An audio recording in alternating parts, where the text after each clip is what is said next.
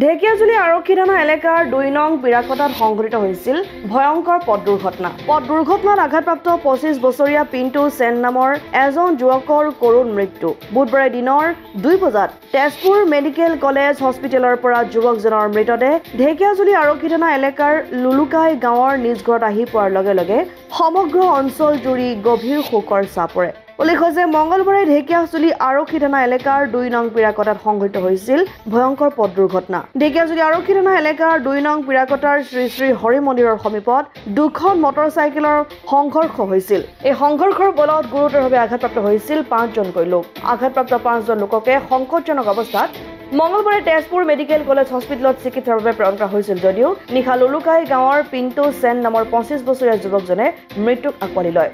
বুধবাৰে যুৱকজনৰ মৃতদেহ ঘৰত আহি পোৱাৰ লগে লগে সমগ্ৰ অঞ্চল জুৰি গভীৰ শোকৰ ছাঁ পৰে।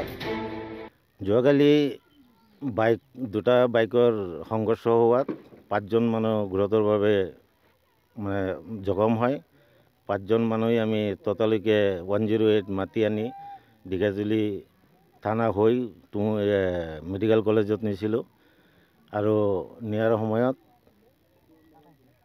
আমাৰ এটা ল'ৰা লুলুকাই গাঁৱৰ যিটো আশুতোষ ৰয়, তেখেতৰ ল'ৰা আছিল পিণ্টু ৰয়। তেখেত অলপ চিৰিয়াছ অৱস্থাত আছিল। আমি টুমুকি এডমিট কৰাৰ পিছত গম পালোঁ যে ল'ৰাটো ঢুকাল। তাৰ পিছদিনা আজি আমি তেখেতক গৈ পোষ্টমৰ্টেম কৰি অন্ত্যেষ্টিক্ৰিয়া সম্পন্ন কৰাৰ কাৰণে তেখেতক আনিলোঁ। ঢেকিয়াজুলিৰ পৰা প্ৰশান্ত বৈশ্যৰ ৰিপৰ্ট, অসম আদিত্য।